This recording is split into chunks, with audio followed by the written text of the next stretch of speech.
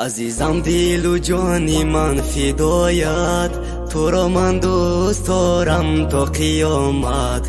من به تو یک قدم هیچ جا نمیرم، اگر از تو جدا باشم بمیرم.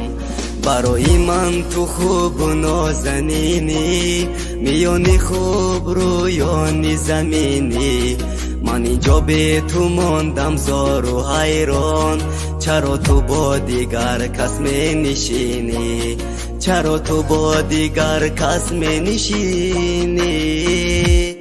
نمیداند دردی دلم رو هیچ کس، باورم کن که نیستم من بلهوس. یگانه آرزوی من همین است، همیشه با تو باشم و همین بس. نمیداند دردی دلم رو هیچ کس، باورم کن که نیستم من بلهوس. یگانه آرزوی من همین است، همیشه با تو باشم و همین بس.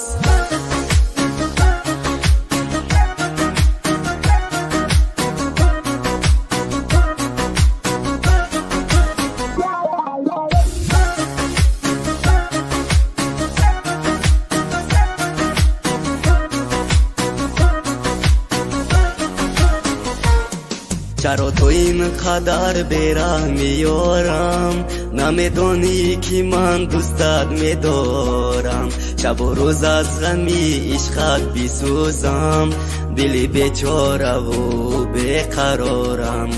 دیگر نکن زی من تو جدایی، بگو آخر تو حالا در کجایی؟ سری راهی تو منتظر نشستم، که شاید برمیگردی و میایی، که شاید برمیگردی و میایی.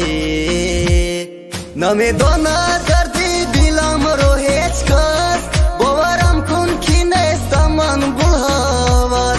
یگانه آرزوی من همین است، همیشه با تو باشم و همین بس. نمیداند دردی دلم رو هیچ کس، باورم کن که نیستم من بلهوس. یگانه آرزوی من همین است، همیشه با تو باشم و همین بس.